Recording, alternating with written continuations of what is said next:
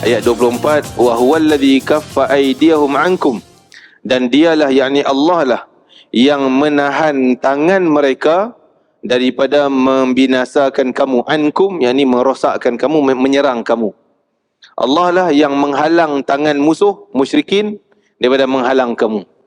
Wa aydiyakum anhum, dan Allah juga yang menghalang tangan kamu daripada memerangi kaum musyrikin. Assalamualaikum warahmatullahi wabarakatuh. Alhamdulillah Rabbil Alamin, wassalatu wassalamu ala Rasulil Amin wa alihi wa sahbihi ajma'in. Tuan-tuan, kita akan baca Al-Quran dan tengok tafsiran Al-Quran. Jadi tuan-tuan boleh ambil masaf Al-Quran untuk sebagai rujukan bacaan, ataupun buka sama ada melalui handphone dan sebagainya pada muka surat 514.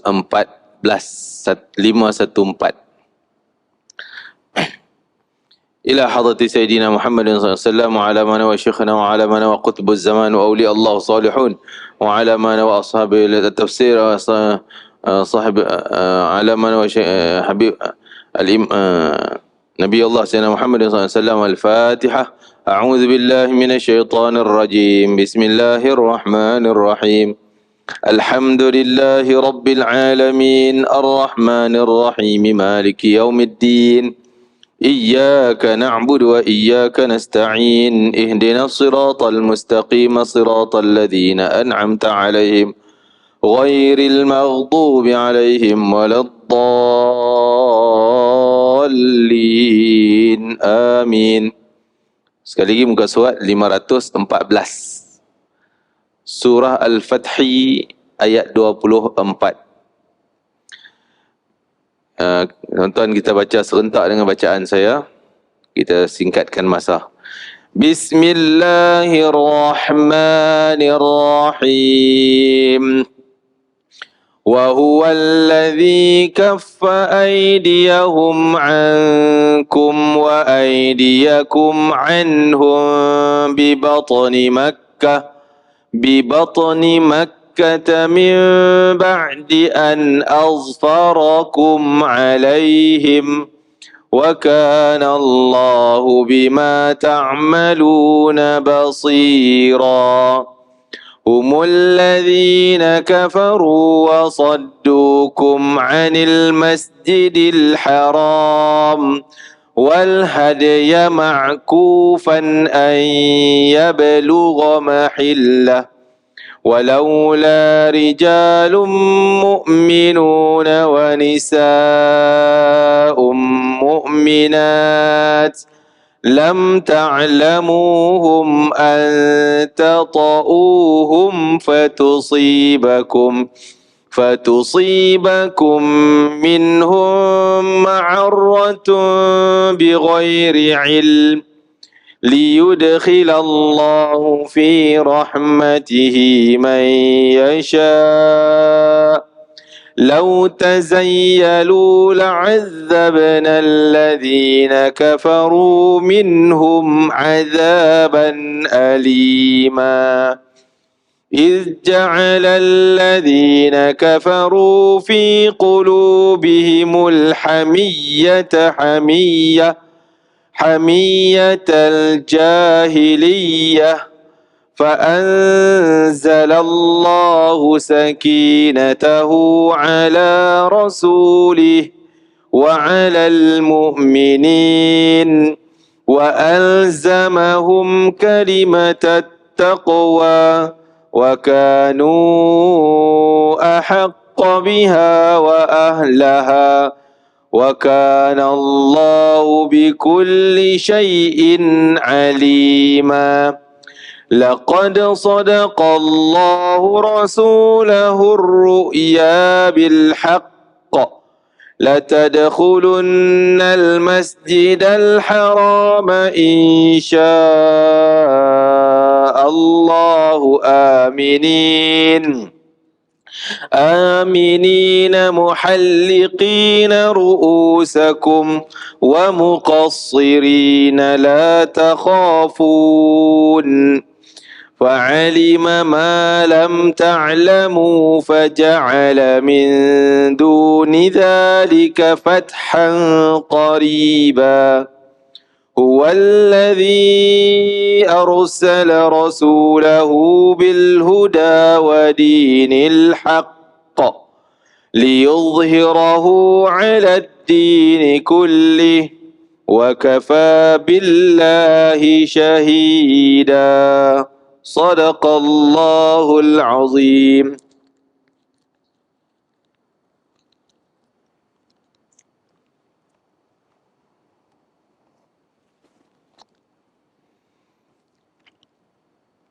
Bismillahirrahmanirrahim. Wa bihi nasta'in ala umuri dunya wad din wa ala alihi wa sahbihi ajma'in. Amma ba'. Ayat 24, wa huwallazi kaffa aydiyahum ankum, dan dialah yakni Allah lah yang menahan tangan mereka daripada membinasakan kamu, ankum yakni merosakkan kamu, menyerang kamu. Allah lah yang menghalang tangan musuh musyrikin daripada menghalang kamu. Wa aydiyakum anhum, dan Allah juga yang menghalang tangan kamu daripada memerangi kaum musyrikin. Tadi kita baca ada maknanya. Bi batni Makkah, di tengah-tengah Mekah. Min ba'di an azfarakum alaihim, setelah mana Allah akan memberikan kejayaan kepada kamu di atas mereka. Maksudnya Allah tetap kamu menang. Walaupun kamu tak perang dia orang, tak jadi perang, dia orang pun tak jadi serang, kamu tak boleh nak mengalahkan di sudut peperangan, tapi kamu tetap akan menang. Allah kata kamu akan menang. Wa kana Allah bima ta'maluna basira, Allah Maha mengetahui dan Maha melihat apa tingkah laku kamu yang kamu kerjakan. Maksud dalam hadis ni tuan-tuan, ini sebenarnya kita kena cerita daripada awal, kronologi daripada awal ni. Berlaku Nabi mimpi boleh buat umrah. Maka Nabi pun siap, yang ikut Nabi seramai 1,400 lebih-lebih. 1,400 orang yang ikut Nabi SAW. Bawalah kambing semua nak sembelih, nak buat makan di Mekah. Sampai di Mekah, perjalanan Nabi dihidu oleh orang Mekah. Orang Mekah dah mula halang Nabi tak pergi masuk Mekah. Sehinggalah dihalang. Lepas tu Allah kata, sebenarnya dalam Mekah ni dah ada lebih kurang, sekurang-kurang 80 orang anak-anak muda, pahlawan-pahlawan yang hebat, budak-budak muda yang bersedia nak serang tentera Nabi sallallahu alaihi wasallam. Mereka dah rancang dah, kau turun macam ni, serang macam ni, dah rancang siap dah. Kan? Tiba-tiba, tentera Nabi Muhammad 1,400 orang pun bukan calang-calang. Dia orang pula dapat tangkap 80 orang ni. Dapat tangkap, tapi Rasulullah tak bagi apa-apa kan. Bebaskan mereka, lepas. Tangkap, lepas, jangan seksa, jangan pukul, jangan bunuh. Sebab tu Allah kata, sehingga para sahabat ni biasanya perang macam ni, mana boleh dah dapat tangkap, memang nak, ialah musuh kan. Tapi Allah kata, Allah yang halang mereka berjaya serang, Allah halang kamu berjaya membunuh, menyerang mereka. Cuma tangkap, bebaskan. Maksud dapat halanglah serangan dia orang ni, dan lepas gitu je. Setelah mana Allah dah catat kejayaan Nabi. Apa dia kejayaan? Sedangkan waktu tu Nabi belum sampai ke Hudaibiyah, belum tentu boleh masuk Mekah. Memang tak boleh masuk pun. Tahun 6 Hijrah. Bulan Zulqaidah 6 Hijrah. Jadi pergi, rupanya disekat di Hudaibiyah, Nabi tak boleh masuk. Apa yang Allah Ta'ala sebut? Min ba'di an azfarakum alaihim, sesudah ia menjadikan kamu orang yang berjaya menewaskan mereka. Khilaf ulama sama ada itu adalah tentera Nabi berjaya tangkap 80 orang tu, menewaskan tang tu. Jadi kamu tak rasa macam tak sampai hati nak bunuh, tak sampai hati nak tembak dengan anak panah dan sebagainya. Jadi tangkap, lepas itu je. Allah yang detik. Ataupun kejayaan mana? Kejayaan keselamatan kamu ni.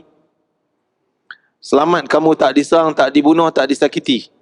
Sehingga walaupun tak boleh masuk Mekah, tapi tetap selamat. Perjalanan itu selamat. Seorang pun tak dibunuh dalam perjalanan tersebut. Humul ladhina kafaru wa saddukum. Mereka lah orang kafir. Orang kafir itulah yang menghalang kamu daripada Masjidil Haram. Biasanya dulu, ni 6 Hijrah. Tahun sebelum, kalau orang kafir halang masuk Mekah, memang serang. Akan serang, takkan biar. Tapi tahun ni para sahabat yang hebat-hebat pun tak, jadi tak tega, tak sanggup. nak bunuh musuh ni. Pasal apa? Allah yang detiklah hati mereka jadi lembut. Musuh pun tak berjaya, rancang macam mana pun tak berjaya. Kan? Padahal dia orang duduk Mekah, kalau 80 orang datang, mungkin boleh datang lagi 1000, ramai lagi yang dalam Mekah tu. Kan? Tapi saja Allah detikkanlah hati musuh sehingga mereka tak berjaya nak buat benda tu. Kan? Wal hadiya ma'kufan, mereka yang menghalang kamu dan menghalang harta benda kamu, termasuk binatang ternak yang kamu bawa, mereka sekat, tak pergi masuk. Ayya belugha mahillah, menghalang kamu daripada masuk ke dalam Mekah.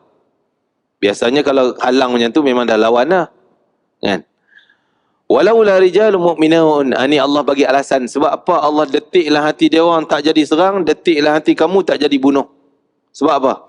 Walaula rijalun, kalaulah tak ada lelaki-lelaki yang beriman dan wanita-wanita yang beriman, lam ta'lamuhum an tata'uhum fatusibakum minhum ma'arratun bighairi ilm. Kalaulah tak ada kemungkinan kamu, lelaki perempuan yang beriman yang ada di antara orang kafir. Jadi Allah sebut sebabnya Allah bagi jadi macam tu, sebab dalam Mekah tu ada orang Islam, orang mukmin, tapi menyembunyi iman. Menyembunyi iman. Sembunyikan Islam dia orang. Tak berani. Masih ada dalam Mekah tu.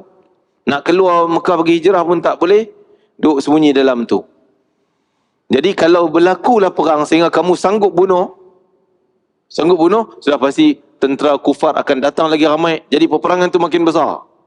Maka mungkin orang Islam yang ada dalam tu, kamu tak kenal dia orang Islam, kamu bunuh dia sekali.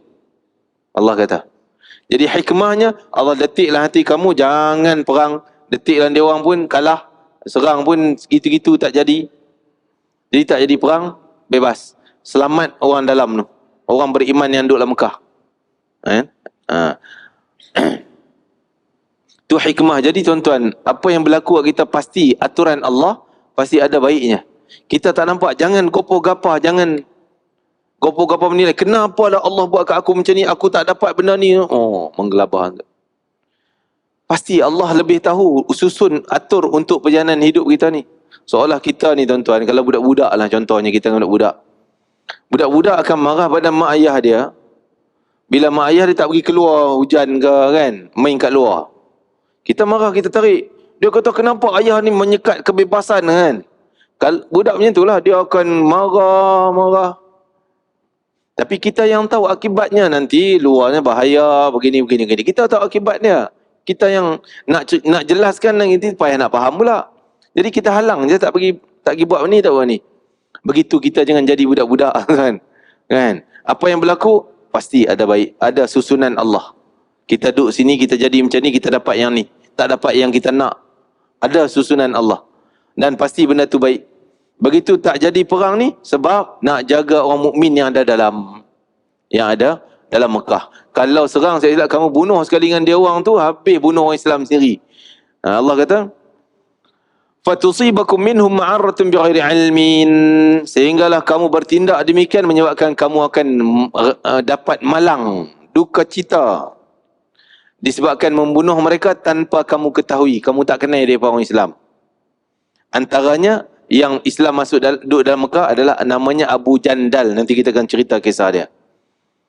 Jadi liyudkhilallahu fi rahmatih, tujuan Allah sekat kamu, dia orang tak jadi nak bunuh, kawan tak jadi bunuh, tak jadi perang besar, kerana Allah nak bagi rahmat. Ini tuan-tuan, kalau kita pegang benda ni, kita tenang, apa berlaku pun tenang. Kita akan tenang, kita akan beriman, lebih yakin pada takdir Allah. Ni menggelabah, kenapa aku tak dapat ni, kenapa aku tak boleh ni, tak boleh. Menggelabah. Jadi kita telah menghina ketetapan Allah, tak beriman, kurang iman kita kepada takdir yang Allah tentukan. Allah nak bagi rahmat, nak bagi baik kat kita. Sebab tu tak bagi benda ni, tak jadi macam ni. Man yasha, kepada siapa ni. Lau tazayyalu, kalaulah penduduk Mekah tu berjaya buatnya, kalaulah dalaman Mekah tu, Allah kata, berpisah antara Islam dan tak Islam, kamu kenal orang Islam siapa duduk tempat lain, orang kafir duduk tempat lain, mungkin Allah akan bantu kamu untuk azab mereka. Maksudnya Allah detikkan pada kamu jadi kuat, serang mereka, Allah bantu dengan bantuan Allah, bagi musnah semua orang kafir itu. Boleh jadi macam tu. Tapi dah bercampur. Islam duduk sekali dengan orang kafir, kan? La'adzabana alladhina kafaru minhum azaban alima. Sudah pasti kami akan seksa mereka dengan azab yang sangatlah pedih. Masya-Allah. Inilah hikmah kebijaksanaan Allah, dan hikmah kita kena beriman, kena tancap kekuatan iman kita semakin kuat kepada rukun iman yang tertera. Yang keenam ni banyak gagal. Apa dia?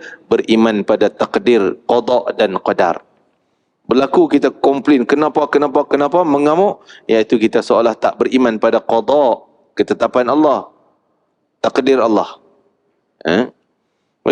Bukan nak suruh berlaku kita duduk diam jelah, takdir Allah, kan? Tak. Kita usaha sebaik yang mungkin. Kena sakit, kena kemalangan, usaha yang terbaik. Kita usaha bagi sihat, bagi selamat, bagi sembuh. Apa yang berlaku? Takdir Allah. Kita buat yang terbaik.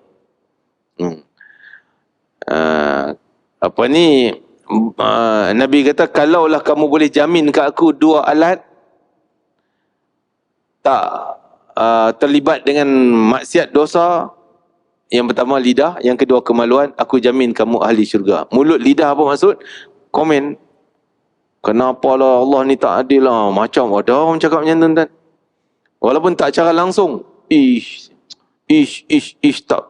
Apalah jadi kat aku ni? Takdir apa kena kat aku ni? Hati-hati tu, bahaya mulut cakap tu. Tak beriman pada takdir tu. Cepat istighfar, minta ampun ya Allah. Yakin Allah bagi macam ni ada hikmah. Fi rahmati, Allah kata dia buat macam tu sebab nak bagi orang tu dapat rahmat. Ada kelompok lain nak selamat, nak rahmat. Iz ja'ala alladhina kafaru fi qulubihimul hamiyatal jahiliyah. Ketika mana, ingatlah ketika mana orang-orang kafir itu menimbulkan perasaan sombong, angkuh, kemarahan, sikap jahiliyah mereka. Timbulkan sikap jahiliyah. Macam mana sikap jahiliyah? Tak nak bagi muka, tak nak bagi peluang. Kalau boleh nak orang ikut dia aja, dia tak nak ikut orang. Kalau boleh nak rombongan Nabi Muhammad ni, kita kena buat macam ni, jangan halang dia, jangan bagi masuk. Itu antara semangat jahiliyah. Nak, tak kira dia orang salah ke betul ke, yang penting dia ikut aku. Kan? Ini perangai jahiliyah. Termasuk salah satu dari sikap sombong. Dia tak nak tunduk. Mentang dia bos besar, dia tak nak tunduk orang bawah dia, walaupun dia tahu dia punya salah, dia punya silap. Oh, no. Kan? Ini perangai jahiliyah yang ada pada zaman jahiliyah. Oh, mereka tak nak tunduk kepada tuntutan Nabi, minta izin nak masuk. Tengok kami datang dengan talbiyah labbaik Allahumma labbaik, pakai ihram, bawa binatang nak disembelih, maksud datang untuk aman. Tengok senjata kami simpan, bukan hunus macam ni. Kami simpan, bukan datang nak perang. Izinkanlah kami nak pergi buat umrah kami je, nak tawaf. Tak bagi juga. Tetap. Na'udzubillah. Jadi bila macam tu, timbullah kemarahan. Sayyidina Umar mengatakan, satu ketika Sayyidina Ubay bin Ka'ab, riwayat An-Nasa'i mengatakan, lau hamaitum kama hamu, kalau kamu pun balas balik, mereka tunjuk sombong, kamu pun nak tunjuk hero juga, nak lawan juga, la fasadatil masjidil haram, sudah pasti hancur Masjidil Haram. Akibatnya Masjidil Haram yang hancur. Kan? Fabalagha dzalika Umar, orang cakap, Ubay Ka'ab cakap macam tu. Ubay bin Ka'ab ni seolah guru pada Sayyidina Umar. Sahabat Nabi juga, tapi Sayyidina Umar respect dia sebagai seorang guru alim. Banyak perkara yang Sayyidina Umar rujuk ilmu pada Sayyidina Ubay bin Ka'ab. Sampai pada Sayyidina Umar rasa, naik angin lah, orang kata, marah. Fa'agladha lahu, panggil, pergi jumpa Ubay. Ya Ubay. Terus Sayyidina Ubay kata pada Umar, innaka la ta'lamu anni kuntu adkhulu ala Rasulillah sallallahu alaihi wasallam. Kamu tahu tak? Aku dapat Islam kerana aku pergi belajar dengan Nabi. Aku ambil ilmu Nabi sallallahu alaihi wasallam. Fa yu'allimuni, dia mengajar aku, mimma 'allamahu Allah, daripada wahyu Allah. Dia mengajar satu. Aku terkesan dengan ilmu Rasulullah melalui wahyunya. Sehingga itulah aku sampai hari ini, maksudnya jadi orang Islam dan sebagainya. Faqala Umar, maka Sayyidina Umar terdiam, tak kata apa. Dia kata, bal anta rajulun indaka ilmun wa Quran. Betul lah. Engkau ahli ilmu yang banyak belajar ilmu daripada Rasulullah, dan engkau ahli Al-Quran yang banyak hafal Quran daripada Rasulullah SAW. Sebab tu kamu tenang dalam tindak tanduk kamu. Tenang. Faqra wa'allim, maka teruskanlah engkau baca Quran, mengajar orang, dan ajarkanlah ilmu yang engkau dapat daripada Rasulullah melalui ilmu Allah melalui Rasulullah SAW. Jadi Sayyidina Umar, kau ikut banyak benda yang dia naik cepat marah dia, sehingga ditenangkan. Sayyidina Umar ni antara orang yang boleh menenang Sayyidina Umar ketika dia mengamuk, 3 yang paling ketara, dia tak boleh langkah benda ni. Yang pertama Rasulullah sendiri, yang kedua Sayyidina Abu Bakar, yang ketiga ayat Quran. 3 benda ni dia akan terus terduduk. Satu ketika Rasulullah menenangkan Umar ketika dalam perjanjian Hudaibiyah 6 Hijrah. Ni dari peristiwa ni kita ada cerita ni nak pergi Hudaibiyah ni. Di Hudaibiyah berlaku dialog agak kasar daripada Suhail bin Amru, pihak musuh. Pihak musuh ni macam kita kata kurang ajar sikitlah, kurang ajar. Dia kata tak mau tulis Rasulullah, padam Rasulullah tu. Tulis Muhammad bin Abdullah cukup. Wah, kerai. Tak mau tulis Bismillahirrahmanirrahim, kami tak mau Ar-Rahmanir-Rahim tu. Kami tak kenal siapa Ar-Rahman, siapa Ar-Rahim, padam. Oh, Rasulullah pun mengalah, tulislah. Padamlah wahai Ali, tulis je lah apa yang dia nak. Engkau nak suruh tulis apa? Tulis Bismikallahumma. Ali tulislah macam tu. Sayyidina Umar belakang dah macam ni dah. Pegang ni, pegang pedang tutup, pegang pedang tutup, pegang pedang tutup. Dah nak serang dah, kira dah naik panas dia. Tiba-tiba Rasulullah perasan. Tengok Sayyidina Abu Bakar pun, biasa Sayyidina Abu Bakar yang tenangkan Umar. Jangan. Ketika tu Sayyidina Abu Bakar pun rasa geram juga. Dia tak halang Umar ni. Dia pun rasa geram macam nak pi juga ni. Kan? Nak pi serang Suhail yang bantah-bantah ni. Terus Rasulullah paling pada Umar. Wahai Umar, tenang. Terus merah padam muka Sayyidina Umar. Tahan marah dia. Simpan sejuk terus. Wahai Umar, tenang. Kerana, wahai Abu Bakar, Umar, tenanglah kamu berdua. Kerana hari ni kau tengok dia marah-marah. Kau benci kat dia ni. Suhail bin Amru yang bantah tadi, hari ni kau benci kat dia. Mungkin tahun depan kau sayang pada dia pula. Terduduk terus Sayyidina Umar, sejuk terus. Itu cerita Rasulullah menenangkan Umar. Dengan teguran tu je. Abu Bakar menenangkan Umar ketika hari kewafatan Rasulullah SAW. Sampai dia keluar pedang macam ni. Siapa yang cakap Rasulullah telah mati, aku akan pancung dia. Semua orang terdiam, muka merah menyala. Sayyidina Umar mengamuk macam ni. Siapa cakap Rasulullah dah mati, wafat, aku akan pancung. Aku akan yatimkan anak dia, jandakan isterinya. Maksud nak bunuh lah. Semua orang tak berani tegur. Tahulah Umar ni tengah mengamuk. Dia cakap mengamuk tu. Jadi orang kata tak ada orang lain boleh tenangkan dia, seorang dia. Dulu ada Rasulullah, sekarang tinggal Sayyidina Abu Bakar. Panggil Sayyidina Abu Bakar. Sayyidina Abu Bakar panggil, wahai Umar, engkau tak dengar ke Allah dah turunkan Al-Quran, innaka mayyitun wa innahum mayyitun. Sungguhnya engkau Muhammad akan mati, akan wafat. Sungguhnya semua manusia juga akan mati, akan wafat. Terduduk Sayyidina Umar, terlepas pedang dia. Kerana Abu Bakar tegur dia. Begitu juga dalam ayat lain, ketika dia jadi khalifah. Orang baca satu ayat Quran, terduduk dia. Mengamuk dia. Datang seorang lelaki ni, dia masuk, jumpa kira pejabat Sayyidina Umar. Sayyidina Umar jadi khalifah tu. Dia masuk, dia serang. Wahai Umar, engkau tak pernah berlaku adil dalam pembahagian harta negara. Engkau tak adil. Engkau bagi pada orang tertentu je, kami tak dapat. Dia marah dengan kuat Sayyidina Umar. Sayyidina Umar bangun berdiri, daripada duduk terloncat berdiri nak serang. Datang seorang sahabat, anak muda, sekat Sayyidina Umar. Wahai Umar, kau tak dengar ke ayat Quran? Dia orang tahu dah. Abu Bakar dah tak ada, nak tegur dia. Rasulullah dah tak ada, yang ada ayat Quran. Kau tak dengar ayat Quran? Apa ayatnya? Lupa pula ayatnya. Fa'arid anil jahilin, penghujung tu, awalnya dia. Fa'arid anil jahilin, berpalinglah kamu. Khudhil afwa, berilah kemaafan. Khudhil afwa wa'mur bil urfi wa'arid anil jahilin. Berilah kemaafan pada orang. Wa'mur, perintahlah orang tu suruh buat benda yang baik-baik, dan kau berpalinglah daripada orang jahil. Sungguhnya pakcik aku ni yang mengamuk tadi ni, dia ni orang bodoh, orang jahil. Tak payahlah kau nak bertindak.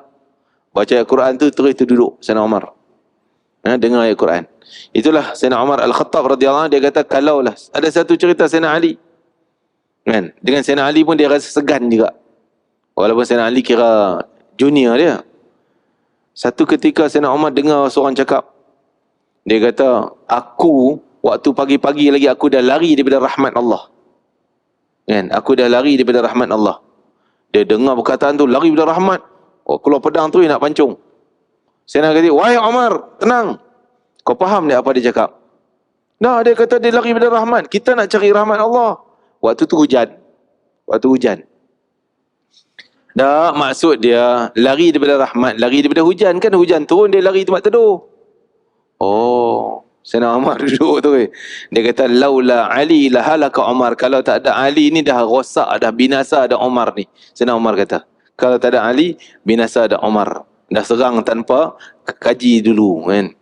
Jadi kadang-kadang itulah kita ni kena ada orang yang menenangkan dan sebagainya.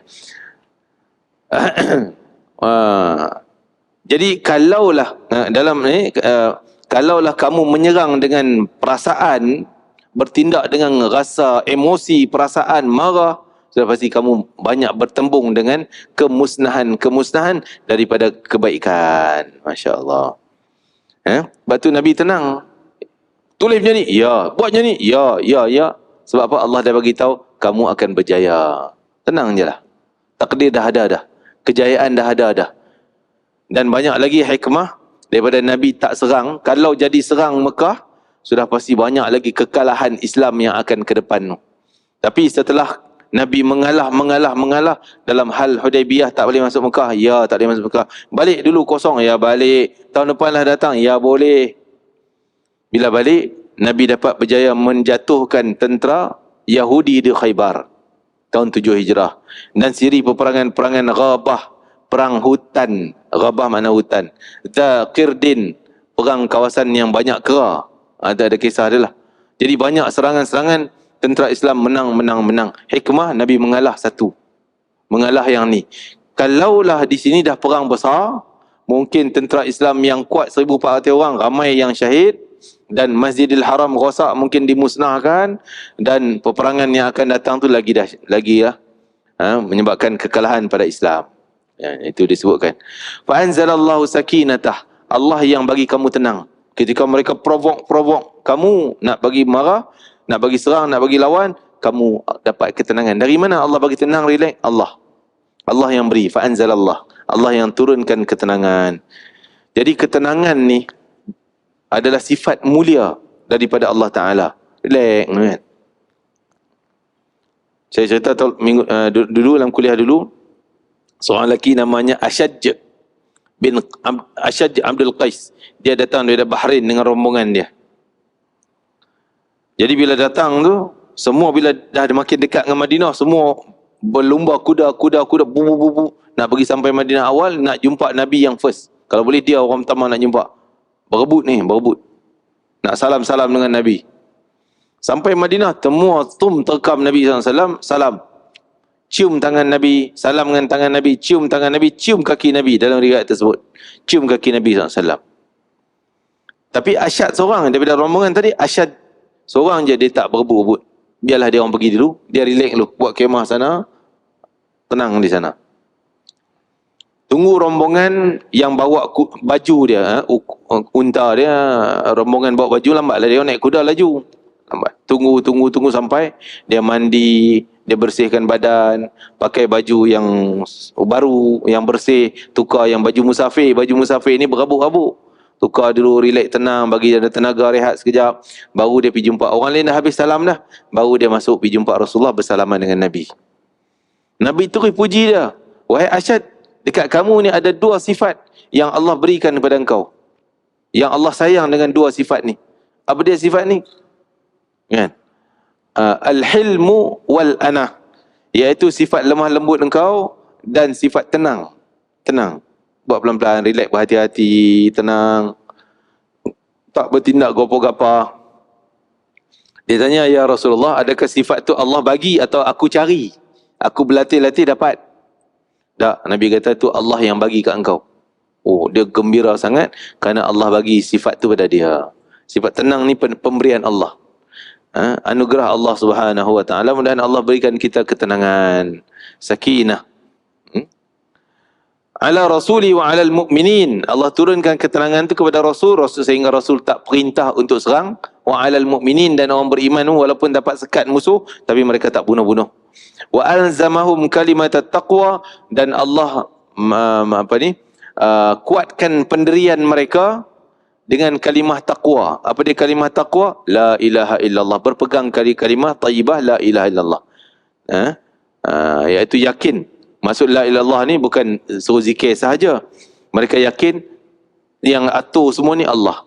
Walaupun tang ni nampak gangguan, pasti ada kejayaan yang akan datang. Inna ma'al usri yusran. Pasti lepas susah akan ada senangnya. Inna ma'al usri yusran wa inna ma'al usri yusran. 2 kali Allah ulang. Apa ni? Jadi Allah suruh berpegang pada kalimah taqwa, yakin pada Allah, beriman pada Allah, takdir segala ketentuan Allah Ta'ala. Wa kanu ahaqqa biha wa ahlaha. Sedangkan mereka lah memang layak, Allah kata, orang yang paling layak berpegang teguh dengan kalimah taqwa tu. Ni sahabat Nabi 1,400 orang ni, orang yang layak, yakin sepenuhnya. Wa kana Allahu bikulli syai'in alima. Allah Maha mengetahui atas setiap benda yang berlaku. Setiap satu, semuanya Allah susun, Allah tahu yang mana baik tak baik. Kita aja boleh terima tak boleh terima. Kalau boleh terima dengan tenang, alhamdulillah, kita beriman dengan sekuat iman.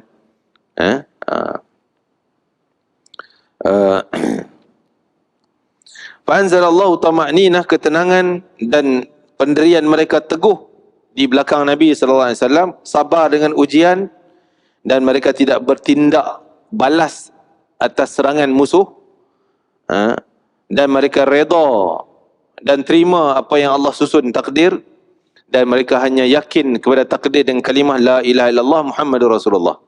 Allah telah mengatur segalanya, dialah Tuhan, tiada Tuhan yang lain. Nabi Muhammad pesuruh. Yakin. Tapi keyakinan ni kadang-kadang digoyah-goyah, diganggu gugat oleh syaitan dan sebagainya. Sehingga mereka teruji lagi sekali.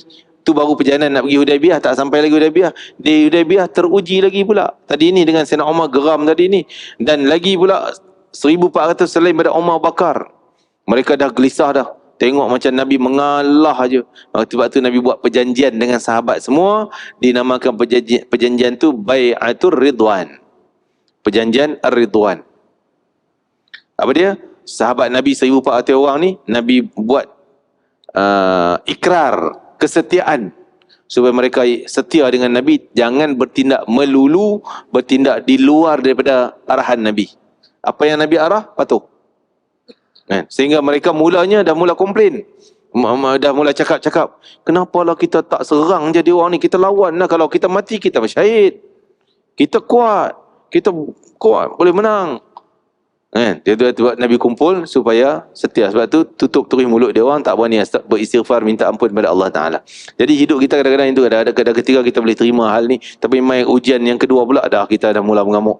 Mudah-mudahan Allah sentiasa beri sabat, tetap pendirian kita ke atas landasan yang baik, bertindak dengan yang baik. Laqad sadaqallahu rasulahu ar-ru'ya.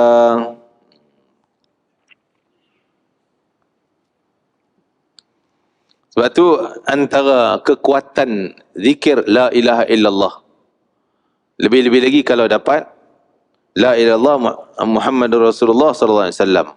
Saya musim haji tahun lepas, ialah 2023 ni, di Madinah dapat ziarah dengan Habib Zain bin Ibrahim bin Sumaid, seorang wali, ulama besar. Dia pernah datang sini, tak ingatlah tahun 2005, 6, 17 kot, ke 18 gitulah. Dia pernah buat program, ramai orang datang hari tu. Jadi masa tu dia kuat lagi, sekarang dah uzur-uzur, jadi tak mau dah, dia tak terbang-terbang jauh, tak nak. Dia bagi ijazahkan zikir, dia kata peganglah zikir ni buat harian. La ilaha illallah Muhammadur Rasulullah sallallahu alaihi wasallam. La ilaha illallah Muhammadur Rasulullah sallallahu alaihi wasallam. La ilaha illallah Muhammadur Rasulullah sallallahu alaihi wasallam. Sebanyak sehari 360 kali, iaitu bilangan sebanyak hari tahunan. Setahun 360 hari. Buat 360 kali setiap hari. Sehari 360. Tak kisah time bila. Nak buat petang, malam, tengah malam, tak kisah. Kan? La ilaha illallah Muhammad Rasulullah mungkin hikmahnya untuk tetap pendirian kita di atas landasan yang baik, insya-Allah, sehingga mulut kita takkan tergoyah lagi dengan pendirian iman kita. Mudah-mudahan.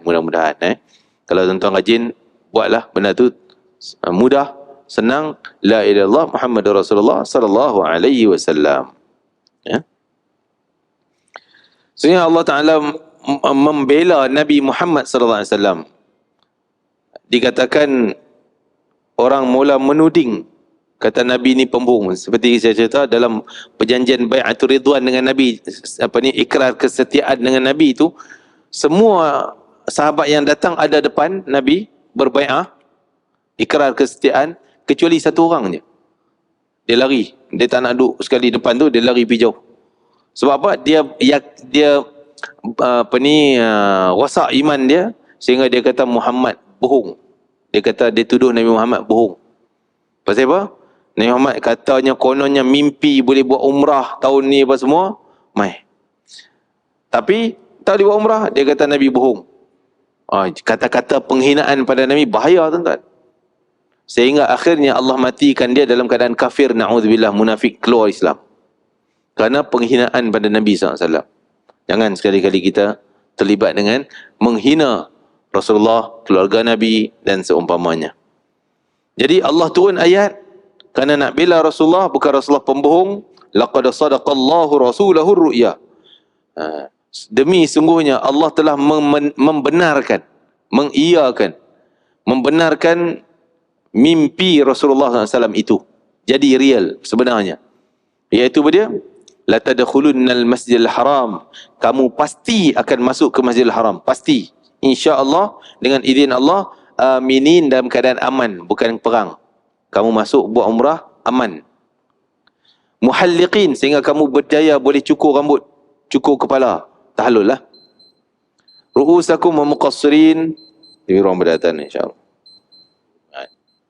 Kamu pasti, ya Allah kata, akan masuk ke Masjidil Haram dengan aman, dengan dapat mencukur rambut, maksudnya ataupun mengguntingkan rambut, tahallul.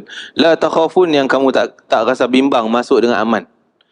Fa'alima ma lam ta'lamu faja'ala min duni dhalika fathan qaribah. Allah menangguhkan berlaku kejayaan tu, Allah tempohkan, tak berlaku tahun ni, tahun 6 Hijrah tu. Kerana ia mengetahui ada faedah, Allah tangguh, kerana kau boleh datang 2 kali. Yang kamu tidak mengetahui, maka ia menyediakan sebelum terlaksananya mimpi itu satu kemenangan yang dekat, iaitu pembukaan kota Mekah. Dan sehingga macam tu nampak semangat orang Islam, sanggup datang lagi pula tahun depan, dan perjanjian Hudaybiyah tu tak boleh buat umrah tahun ni, balik, dan tahun depan kami izinkan. Bila pada tanggapan orang Quraisy, harap-harap mereka ni luluh semangat, tak datang tahun depan, malah yang datang, kan? Harap-harap macam tu. Tiba-tiba cukup time Zulqaidah tahun ni dihalang, balik tahun depan Zulqaidah Nabi datang tepat pada waktunya. Cukup setahun Nabi masuk lagi. Diberi tempoh pula, dia orang sempit kan, selalu ganggu lah. Datang, dia bagi syarat, okey boleh datang, kami bagi visa 3 hari je. Datang daripada Madinah, visa 3 hari je. Duduklah Mekah 3 hari je. Nabi duduk sampai hari ketiga, selesai umrah semuanya. Lepas tu tahun depan dinamakan umrah qadha. Tu umrah pertama Rasulullah. Kira kedua lah. Umrah pertama yang tak menjadi, umrah kedua tahun 7 Hijrah, itu namanya umrah qadha. Umrah yang qadha terlepas tak dapat. Jadi masuk dengan aman, selesai. Dia orang kata 3 hari dah cukup lengkap Muhammad, balik. Nabi pun keluar balik, duduk di luar Mekah. Kan? Jadi dalam keadaan demikian. Maksud itu kejayaan yang Allah dah janji ni akan jadi, akan berlaku, kamu akan masuk. Satu ketika Sayyidina Umar waktu time marah tadi, dia datang pada Rasulullah. Time marah tadi kan Sayyidina Umar sebelum Nabi tegur dia tu, dia datang pada Nabi Muhammad SAW. Dia kata, alasta Nabi Allah, bukankah engkau ni Nabi Allah ya Rasulullah? Ya betul. Rasulullah kata, ya betul. Betul. Falam tu'ti dunya fi dina idzan, dan engkau diberikan di dunia lagi akan lengkap agama. Ya betul. Qala inni, ya Nabi kata, sesungguhnya aku adalah Rasulullah, aku tak akan menderhakai perintah Allah dan dialah yang sentiasa bantu aku. Lepas itu Sayyidina Umar kata, awalasta kunta tuhaddithuna anna sanati al-bait. Bukankah engkau cerita kat kami dulu, kata kita akan datang ke Masjidil Haram dan kita tawaf di keliling Kaabah? Maka Nabi kata, ya betul, aku cakap. Lepas itu Nabi tanya balik, adakah aku cakap tawaf tu tahun ni? Nabi cakap, kita akan masuk, kita akan tawaf, kita buat umrah. Ada tak aku cakap tahun ni? Sayyidina Umar kata, tak ada. Tunggulah jawapan Allah. Tak jadi tahun ni, tahun depan. Betul jadi tahun depan. Nabi datang buat umrah. Ya? Maka Sayyidina Umar pun tenang dan ditegur tadi ni, tenang, kamu benci, tinggal kamu tahun depan, kamu akan sayang kepada dia. Dalam ni Allah Ta'ala sebut mendahului muhalliqin, orang yang buat umrah, tuan. Dalam kita ni bila buat umrah, salah satu ada rukun umrah, adapun haji pun sama, ada salah satu rukun haji yang 6, rukun umrah yang ada 5 rukun haji dan 6. Salah satu dari rukun tu ada cukur rambut, cukur atau gunting. Mana lebih baik? Dalam sahih Bukhari, dalam kedua-dua kitab sahih disebut Nabi doa, rahimallahul muhalliqin, semoga Allah rahmati orang yang cukur rambut. Qalu, sahabat kata, kami yang gunting je nak Rasulullah, kami gunting je. Rasulullah angkat tangan, rahimallahul muhalliqin, yang kedua kali dah, kami gunting ya Rasulullah. Kali ketiga Nabi angkat, rahimallahul muhalliqin, Allah rahmati orang yang cukur, 3 kali dah. Baru sahabat kata, kami ni kami gunting je mana? Barulah Rasulullah kata, rahimallahu wal muqassirin, dan orang yang gunting juga. Kan? Daripada sini para sahabat, para ulama mengambil iktibar, untungnya orang yang cukur rambut ketika tahallul, umrah maupun ketika haji, untungnya kerana dapat 3 kali ganda doa Nabi SAW. Dalam riwayat lain Nabi doakan dengan ghafarallah, Allah ampun dosa. 3 kali dapat untuk orang cukur, sekali je Nabi sebut orang yang gunting rambut. Jadi terkadang orang nak tahallul ni, ustaz, kita nak buat 3 kali umrah, 6 hari ni selang sehari 3 kali umrah. Jadi yang mana nak cukur? Kalau tanya saya jawab 3-3 tu cukur. 3-3 cukur. Cukur yang pertama, esok tak naik dah ustaz, mana ada rambut. Kan? Nak cukur je lagi dah. Kali kedua, walaupun tak ada rambut, cukup memadai kita ambil pisau cukur ni, set.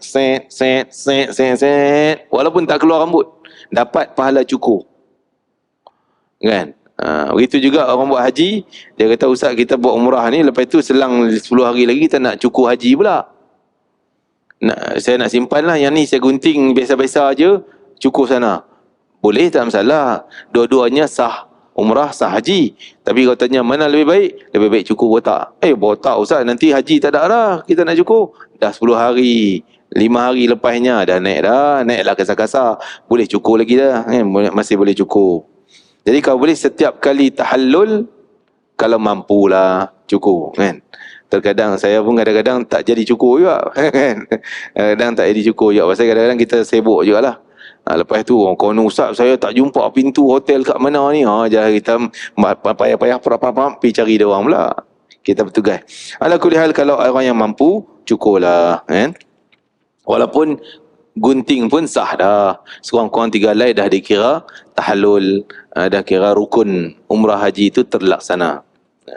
Cuma saya syok sikit lah cerita buat haji, sebab kita baru sudah kursus haji, kan.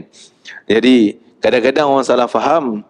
Dalam umrah memanglah gunting cukur tu adalah tahallul tu gunting cukur. Ya betul. Tapi dalam haji tak. Gunting tu lain, tahallul tu lain. Kadang-kadang kita gunting tapi belum tahallul. Tapi ada juga ketika haji, kita dah tahallul tapi tak gunting pun. Sebab haji, kan? Panjang lebar lah hal tu. Kena masuk kursus haji lah pula. Wallahu alam. Akhirnya ayat terakhir Allah Ta'ala sebut, walladhi arsala rasulahu bil huda, dialah yang mengutuskan rasulnya ini dengan hidayah. Ayat ni kunci, sehingga para sahabat tak berjaya lagi nak cakap-cakap, nak komplain-komplain, nak sebut hal-hal yang belakang-belakang. Allah kata Allah yang hantar tu, Rasul Muhammad tu Allah hantar. Kau nak bertikai apa lagi? Allah hantar dia. Keputusan dia keputusan Allah. Cakap dia cakap Allah. Wahyu daripada Allah. Kan? Tindakan dia adalah arahan Allah. Dia bukan pandai-pandai nak buat sendiri. Arsala rasulahu bil huda, bawa hidayah, dinil haq, agama yang benar, liyuzhira 'ala ad-dini kullih, supaya tertonjol agama Islam melebihi agama-agama yang lain. Wa kafa billahi syahida, Allah ya menjadi saksi atas kebenaran Nabi Muhammad sallallahu alaihi wasallam. Begitu juga Nabi tegur pada seorang sahabat yang lain. Dia kata, bukankah aku Rasulullah? Bukankah perintah aku adalah perintah Allah? Ya, terus kunci. Tak boleh dah nak komplain apa.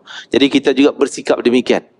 Dalam perintah Rasulullah, hadis Nabi, hukum hakam Islam, jangan main-main. Eleh. Tak. Bukan. Bila sebut ini hukum hakam Islam, ni dalil Quran ada, hadis ada, betul-betul. Terus kunci mulut kita, jangan komplain, tak mampu buat, kita yang lemah, bukan hukum yang lemah. Ni jangan pula komplain, hukum ni tak sesuai lah, sebab tu kita tak boleh buat. Bukan hukum tak sesuai, kita yang tak menyesuaikan diri dengan hukum. Maka kita kena yakin bahawa hukum Allah jelas, nyata, tepat, benar. Tak boleh kita nak menghina hukum hakam Allah Subhanahu wa ta'ala. Wallahu ta'ala alam. Lepas ada satu ayat lagi yang terakhir, ayat 29 tuan-tuan, saya sebut sikit lah. Ayat 29 ni agak separuh muka surah Fathi ni, ada separuh muka. Dalam Quran ada dua ayatnya yang macam ni, yang dalamnya ada alif, ba, ta, sa, jim, ha, kha sampai ya. 29 huruf hijaiyah ada dalam satu ayat. Dua ayat je dalam Quran. Dua ayat je yang terkumpul macam ni. Kan? Salah satunya ayat 29 ni, dan dalam kitab Itqan, Imam Suyuti kata salah satu, jadikan doa kekuatan untuk ketenangan kita. Kalau kita serabut tidur, tak boleh fikir masalah, tak tenang macam ni, baca ayat ni, insya-Allah Allah hilangkan semua. Tenang hati kita. Ulang berkali-kali, sama ada ayat 29 surah Hujurat atau ada satu ayat surah An-Nisa. Wallahu ta'ala alam, mudah-mudahan kita dapat manfaat, dan kita akan sambung tafsirannya pada ayat 29 ni. Bismillahirrahmanirrahim. Allahumma fa'alna ma 'allamtana wa 'allimna ma yanfa'una wa barik lana fi. Allahumma barik lana fi hadzal yawm, barik lana fi jam'ina hadha, wa barik lana fi qira'atina hadhihi, waj'al hujjatan lana la 'alaina, waj'al syafi'an lana yawmal qiyamati ya aziz ya ghaffar ya arhamar rahimin. ربنا آتنا في الدنيا حسنة وفي الآخرة حسنة وقنا عذاب النار وصلى الله على سيدنا محمد وعلى آله وصحبه وسلم والحمد لله رب العالمين. تقبل الله منكم إنكم تقبل يا كريم. السلام عليكم ورحمة الله وبركاته.